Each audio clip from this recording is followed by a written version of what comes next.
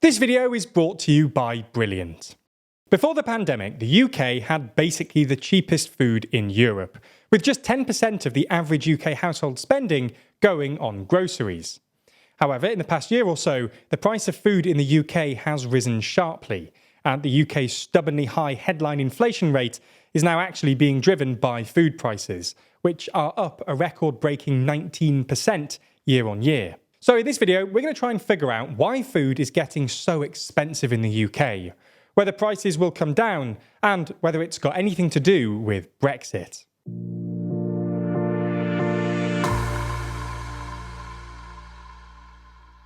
Before we start, if you haven't already, please consider subscribing and ringing the bell to stay in the loop and be notified when we release new videos.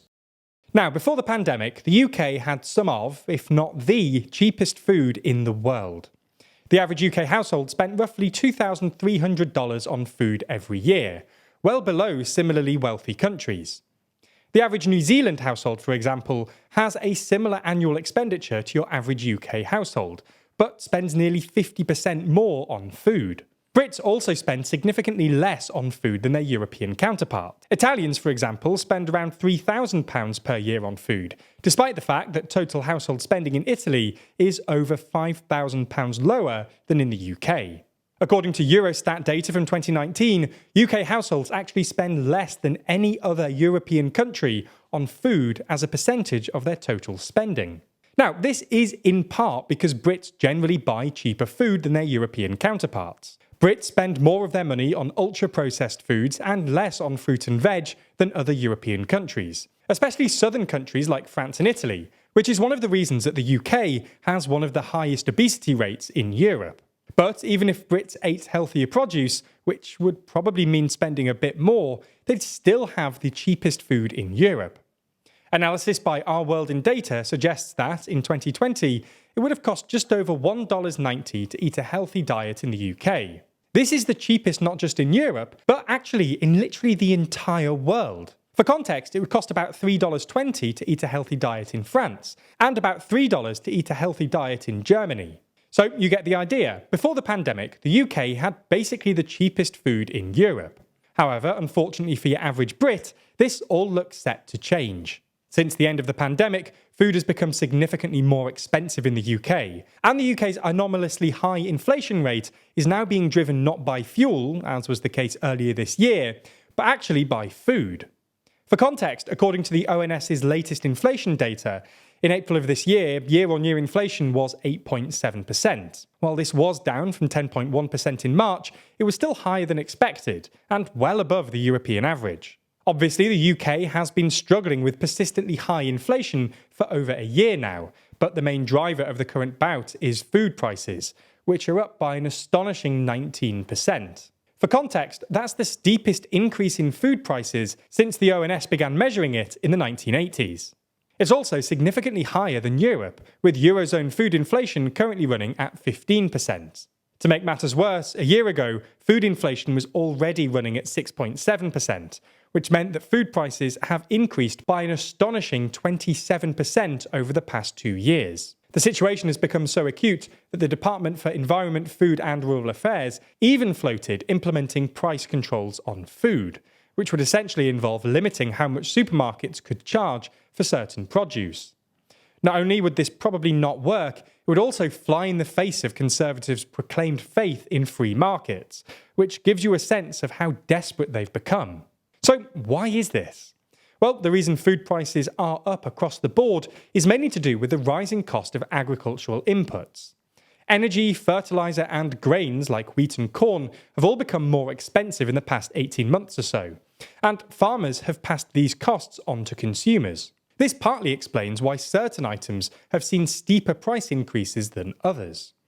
For example, according to ONS data, cucumbers are 54% more expensive compared to a year ago, and this is at least in part because most cucumbers grown in the UK are grown in heated greenhouses, and as the cost of energy has gone up, the cost of heating has gone up. While it's true that energy, fertiliser and grain prices have all come down recently because there's a lag between when farmers can plant their crops and when they can sell them, the recent drop is yet to feed through into food prices. although most analysts do expect food prices to fall sharply in the coming months for this reason. So that's the main reason that food prices are up generally. Higher input costs, especially higher energy costs, and the lag between supermarket prices and changes in input costs. However, this doesn't explain why the UK has a higher rate of food inflation than the Eurozone. So why is the UK's food inflation currently 4% higher than that of Europe? Well, the UK is producing less food than it used to, for starters.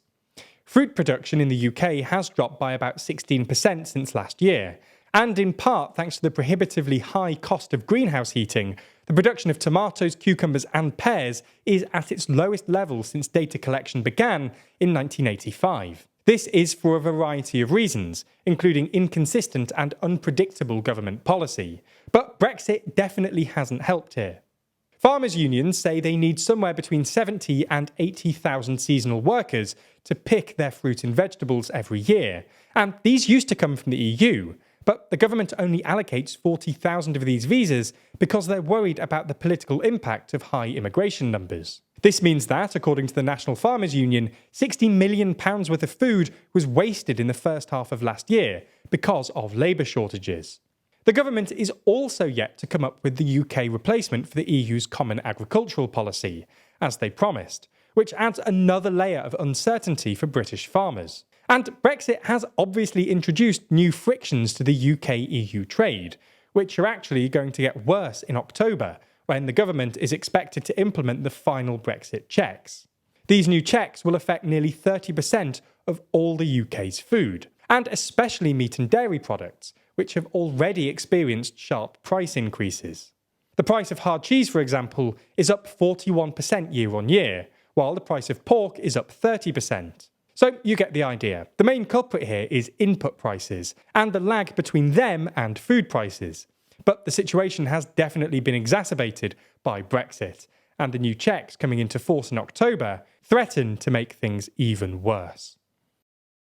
Having just watched an 8-minute video explaining the rising costs of living, it's fair to say you have a desire to learn and better your knowledge of UK economics. Well, we've got something that you might enjoy and will continue your online educational journey. Brilliant. Brilliant is an online STEM learning platform where you can learn everything from quantum computing or algebra to logical decision making. And if you don't want to learn more about the world from simply just watching YouTube videos, then you're in luck, because Brilliant actually teaches you by doing, using active learning techniques to teach you the principles behind otherwise complex subjects, and ensuring you actually understand what's going on. And rather like a good TLDR news video, Brilliant breaks topics down into accessible chunks, which you can work through whenever you have time. There's no homework, there's no deadlines, and there's no core classes. You can spend anything from a few minutes to a few hours a day accumulating new knowledge in an actually fun way. So, whether you want to brush up on your basic maths skills, improve your employment prospects by learning about future technologies, or just have fun with coding, you can check out everything Brilliant has to offer free for a full 30 days. Click on the link in the description. Plus, the first 200 of you will get 20% off Brilliant's annual premium subscription. Thanks for your support.